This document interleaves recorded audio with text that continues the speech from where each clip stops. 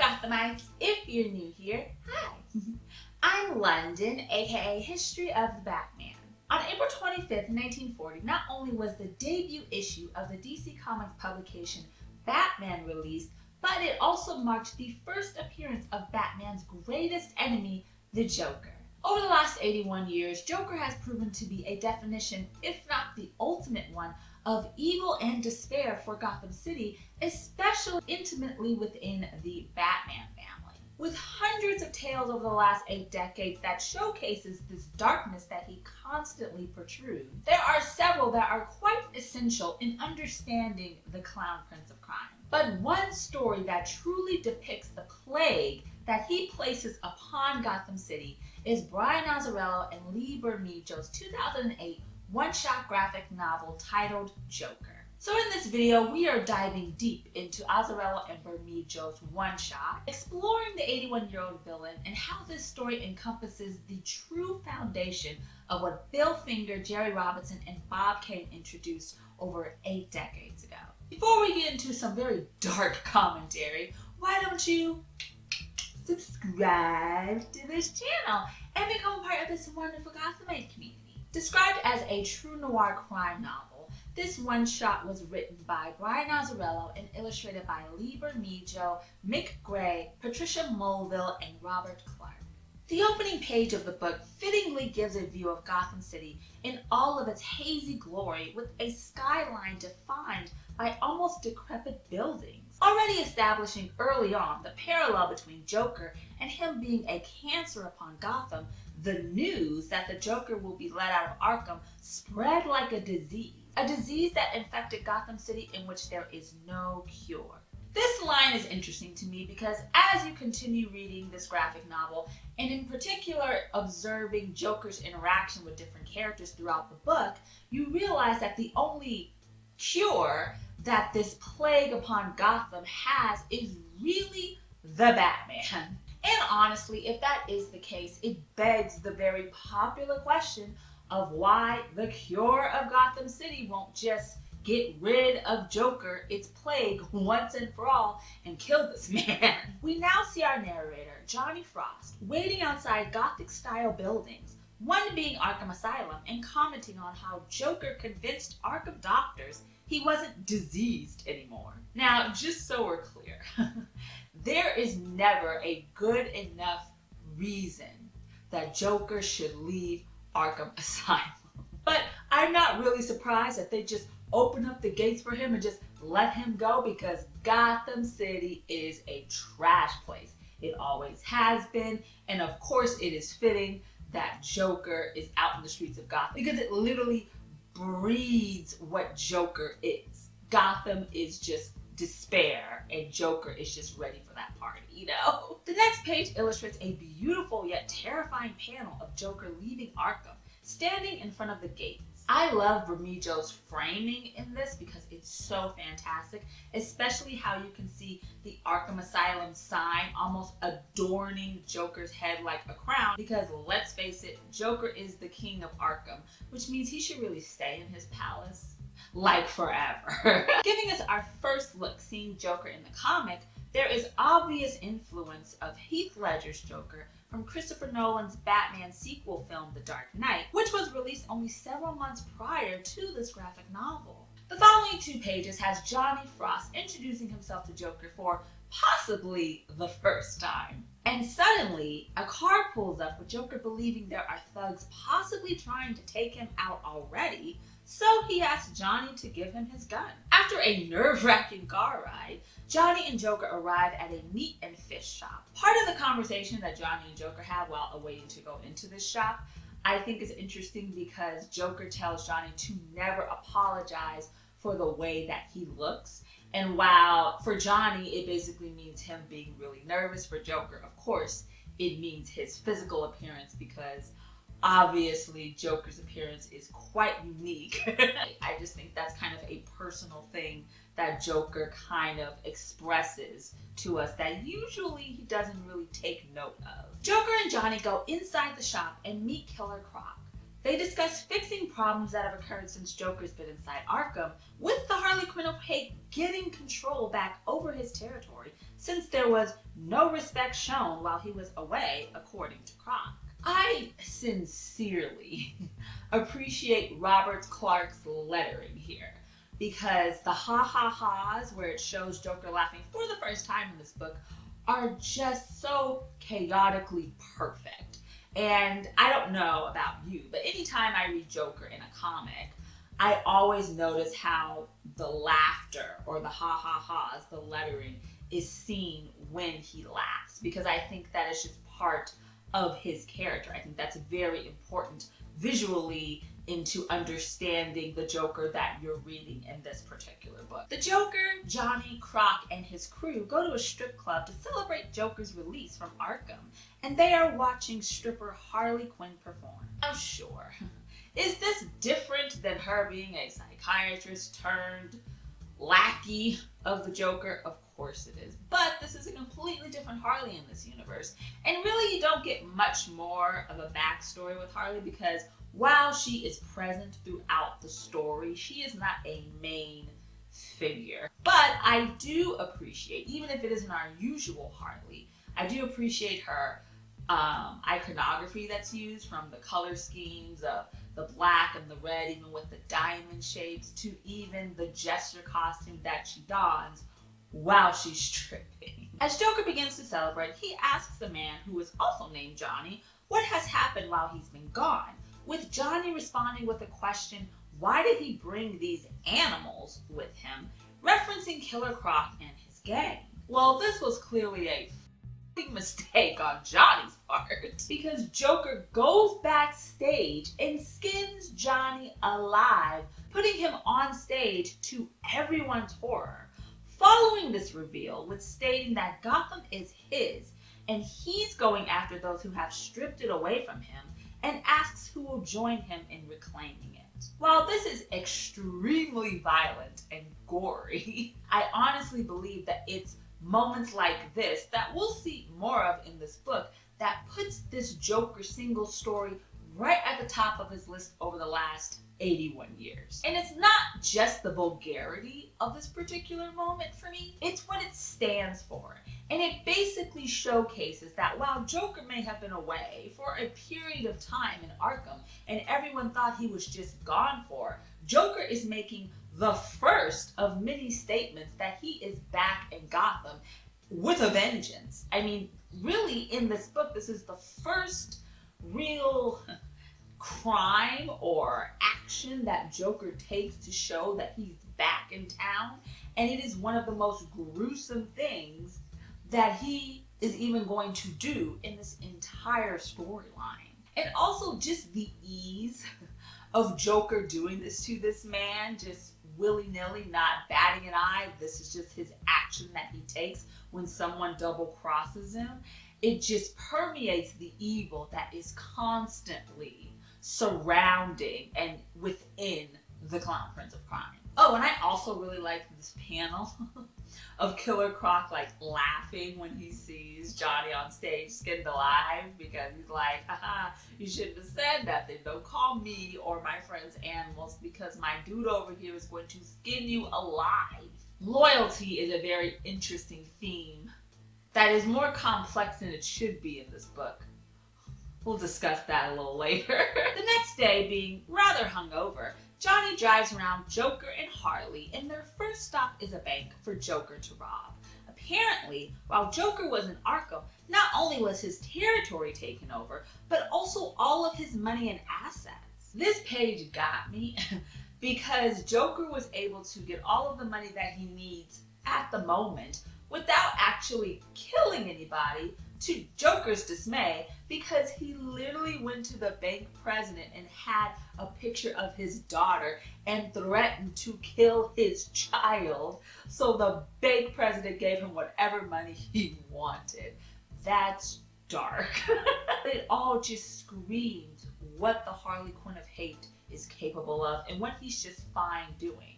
And I think defining Joker with these certain horrific moments just makes you understand the character even more. After making a quick stop at a sporting goods store so Joker can go fishing in the polluted Gotham River, Croc meets him at the docks and brings along Abner, aka this universe's Penguin. Joker confronts Penguin and, by using his muscle, Killer Croc, tells him to help him get his money back, while Abner agrees to reluctantly. Now, I just want to quickly point out that Bermejo's pencils and lines that he uses in this book, whether it's depicting certain characters or even the Gotham landscape itself, defines the bleakness and grit that Gotham City is just born in to a T. No matter what Batman book that Bermejo has penciled, that he depicts the Batman universe wonderfully, because his almost realistic style of drawing is so just pure, just savagery in a way. And it really defines Gotham, which is not a pristine, lovely place. It is a dirty, rotten, dark metropolis. And Bermejo's pencils just really illuminate that just so wonderfully. Bermejo's lines are all just so distressed and rigid, and combined with Mulvihill's palette, which is hauntingly pigmented if you look at it, and it definitely matches the scene, all of the very dark scenes, and all of that combined with Azzarello's story makes it such a wonderful read when you want to really immerse yourself into this particular story and to really feel what is going on in these tragic moments following around the Joker in Gotham.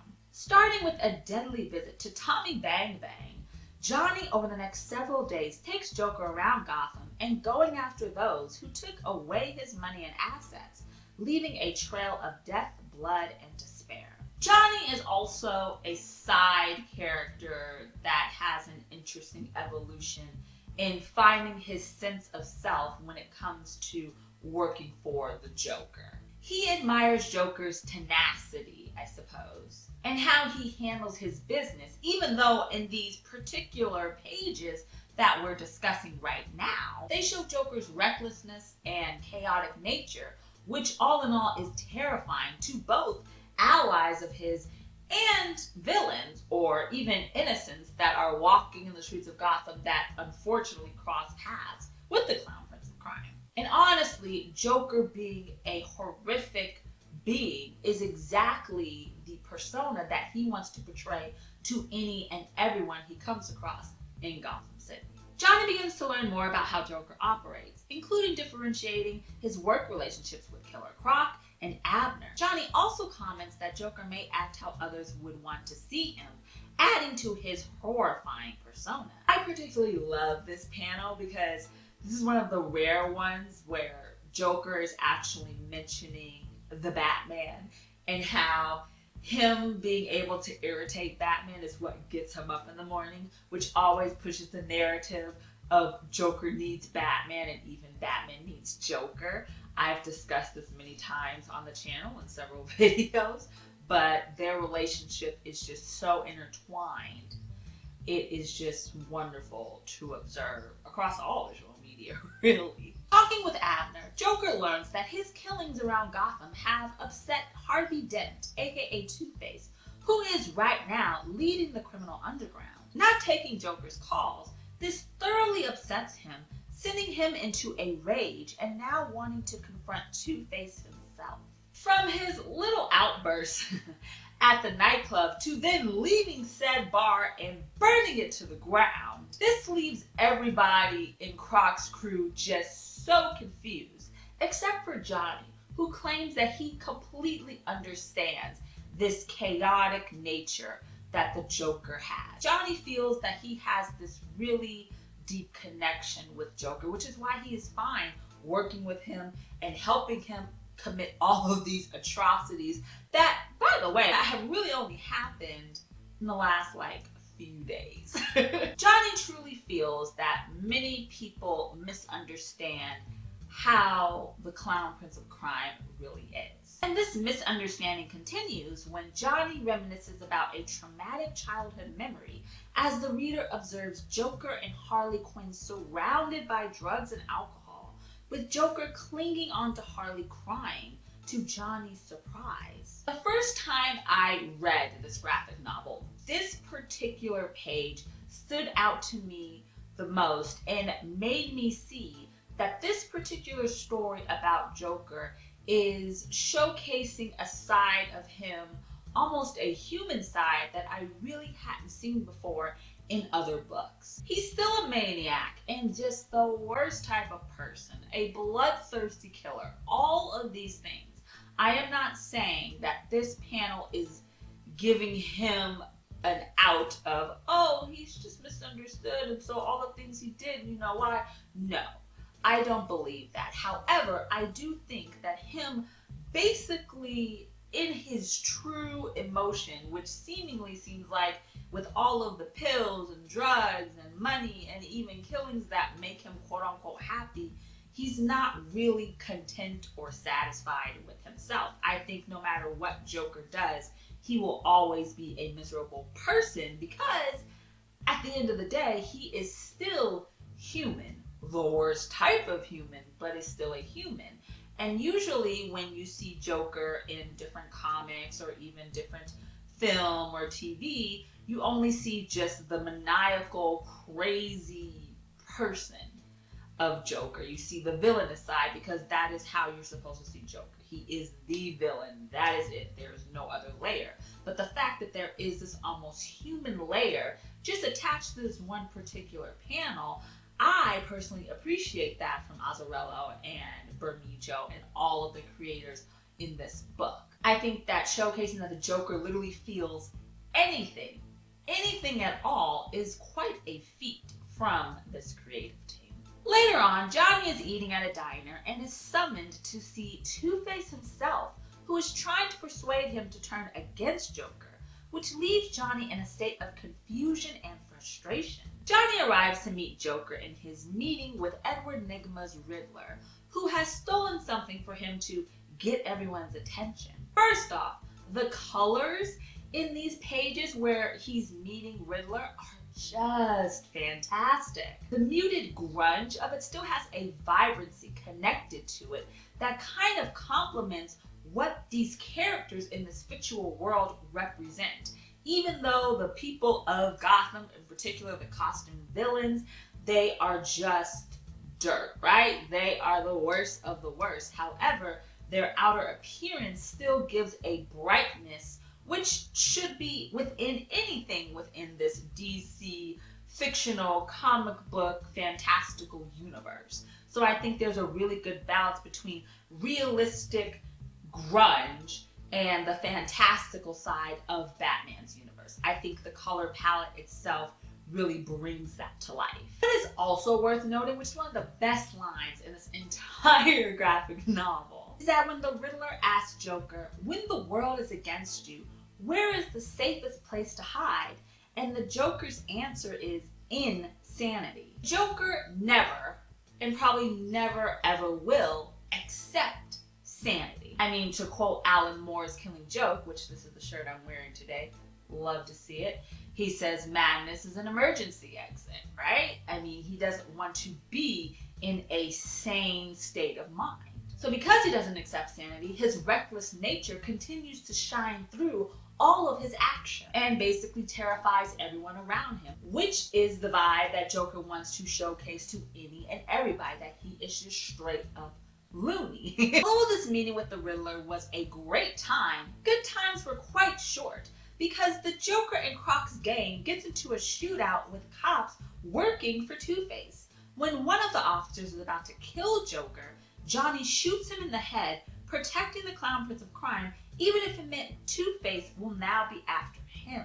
But once this happened, ooh baby, more blood is shed on the streets of Gotham. Because Joker then sends out Johnny and Croc and his men to literally go out and kill all of Two-Face's men, and then slowly attempt to take over Two-Face's rackets in Gotham City, which is quite abundant. All of this, of course, finally makes Two-Face pick up the phone and give him a call and say, hey, we should meet up. What makes Azzarello's storyline so powerful is that it is coupled with Bermejo's art. So you not only read about the absolute violence and carnage happening in these pages, in particular when Joker's men is going after Two-Face's associates, which is just bloody goodness. But through Bermejo's pencils, you can almost smell the blood and despair and disdain that Joker is placing upon the streets of Gotham. And in particular, you can really start to see the disease that Joker is truly spreading as he walks down these streets. Any book that can hit different senses in you to understand the storyline, I think is a quite powerful piece of literature. When Joker and Two-Face meet at the Gotham Zoo, Joker learns that Johnny met with Dent, to Joker's dismay, and when Dent reveals that they have kidnapped Johnny's soon-to-be divorced wife, Shelley, due to the fact that Johnny killed one of Dent's officers, Joker not only wounds Two-Face and tells him his money goes to him now, but also Joker has all of his men killed. After the dust settles, Joker takes Shelley to Johnny's car and rapes her, with Johnny sitting outside the car, saying that they're even now. Johnny's horrible lesson that he learned in betraying Joker by meeting with Two-Face, along with the just traumatic assault on Shelley, is, in my opinion, probably the worst action that Joker has committed in this book. Now, I'm not saying that all of the murders and the arsons and all of those things are not horrible as well. But from this point on, this has drastically changed Johnny's perception of Joker. And he now wants to separate himself from the Clown Prince of Crime, which of course is now basically impossible unless he wants to end up dead. But the fact that Joker claims that trust and loyalty are just so important to him, he would still go out and assault his closest associate's wife still at this point. They're not separated yet. And that is hurtful and traumatic and just evil in so many ways. But if you think about the Joker character himself, and even all the different stories that you have read that have come out over the last 80 years, actions like this are very common for Joker. And he shows no remorse at hurting someone who has been so close to him, someone who saved his life, someone who saved him from getting shot and dead from one of Two-Face's men, then literally the next day goes and does this horrible act against someone who is probably the closest person to him. So that just shows that you can't trust Joker, which everyone around him has told Johnny, but Johnny was like, no, it's fine, it's good, I'm good that I'm on his side. And that clearly proves through this action that Joker literally does not care about anybody but himself, and he is just a horrible human being. But what is insane about this whole thing is that this is all still happening within a week's time. So it literally is like a week after Joker was released from Arkham, and all of this bloodshed and everything that has happened just by one person. That's how much he can literally destroy Gotham in a snap. It takes him such a short time to spread this disease and this plague upon this city. Which, why won't Batman just get rid of this man? I don't understand. As Joker continues to murder innocents in the city, Two-Face uses the bat signal to call the only person that can take down Joker, the Batman. Saying he is fearful Joker will kill him, Batman then goes to Joker's associates, from Harley Quinn to Killer Croc, in order to track him down. Burning and laying waste to everything in his path, Joker declares that Gotham is his. The ending sees Joker about to kill Johnny for being obvious and dull until the Batman confronts him. Joker shoots Johnny in the cheek and then battles the Caped Crusader in a bloody fight, with Johnny saying how Joker is a disease older than Gotham itself, how he will never go away, and the only possible cure is a Batman. Batman is in a total of 10 pages in this, I believe, 128 to 130 page graphic novel, which I personally love because this is a pure Joker-centric story that has Batman referenced and his presence within the story here and there, but really he's not the focus. The true focus is Joker and his vendetta against everybody that has wronged him in Gotham while he was in Arkham, and him coming back to reclaim his everything within this city. And I think giving Joker this focus in such a large formatted book is sheer brilliance on the creator's part. Now, while Joker is threatening to kill Johnny and Batman is there, Joker begins to examine Batman, saying that he isn't truly the monster cloaked in black that he wants everyone to see him as, but he has a little window that you can peek inside and see the kind of perfection and light that he truly has. And Joker asks him why he has that little beam of light shining for everyone to see. And Batman comically says it's just to mock you, because Batman knows that that light that he still has inside of him, even if he does portray himself as a shadow of the bat, Joker does not have, because he is the purest of sin in a way. I think this conversation that Joker has with Batman is interesting because throughout this graphic novel, Joker tries to show that he is the most terrifying person you can ever come across, no matter if you are friend or foe.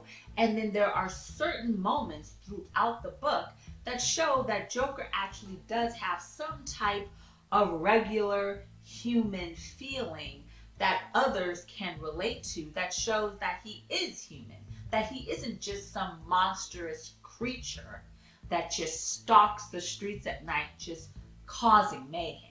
Now, of course, these moments shown of Joker having a kind of human side is not for good, mind you. But it really truly is a struggle of not being fulfilled by anything. There is a point in time early on in the book where Joker does mention that he was on pills for many years and years and years and years. He literally says years like 4 times to try to make him feel better, and it just doesn't. So I think someone who deals with kind of an addiction to drugs and alcohol and things like that, it makes it difficult for them to find something that would make them content with their life. They don't have to turn to substances. And I think for Joker, that is an actual very normal struggle that people have gone through. Now, of course, I am not comparing anybody who is dealing with these struggles to Joker, because that's impossible. No one can ever truly be Joker, this fictional, horrible being. There is no Joker that really exists. But all I am saying is I think trying to show these human struggles that maybe others can relate to, it gives a little bit of a showing of how Joker is a person all the way deep down, under all of the scars, under everything that he has done. It does show the smallest part of him being human. Because he is not fulfilled by literally anything, that's why he goes day to day causing mayhem and destruction, which makes him continue on as this disgusting plague that is fitting within this rather disgusting city. As I said in the beginning of this video, there are many stories over Joker's last 81 years that have tried to define, and honestly difficult to define, character. One of them being Alan Moore and Brian Boland's Batman the Killing Joke, which many outlets, when 2008's Joker came out, related to in terms of the psychology that this book brings to the forefront when it comes to the Harley Quinn of hate. However, the exploits of Joker, written by Azzarello, accompanied by the incredible artistic precision headed by Bermejo, to realistically depict these horrible actions in a just as horrible town of Gotham City, all melds together to show the true nature of the Joker and why he is truly Batman's greatest enemy when it comes to protecting Gotham, making this 2008 one-shot to be the ultimate and perfect Joker story. Thank you guys so much for watching this discussion about Brian Azzarello and Lee Bermejo's 2008 story, Joker. If you enjoyed this video, please give a thumbs up. As always, all of my social media is linked in the description below, including Instagram at History of the Batman. So why don't you give it a follow and become a Gothamite? Check out the rest of my Batman videos on this channel. And of course, please subscribe to the channel so you can become part of this Batman community. It would mean so much to me. Let me know how you are celebrating Joker's anniversary today and what is your particular favorite Joker story to reread over and over again. Thank you guys so much for watching, and we will have much more History of the Batman soon right here on YouTube. Remember, Gothamites, all about peace, love, and Batman.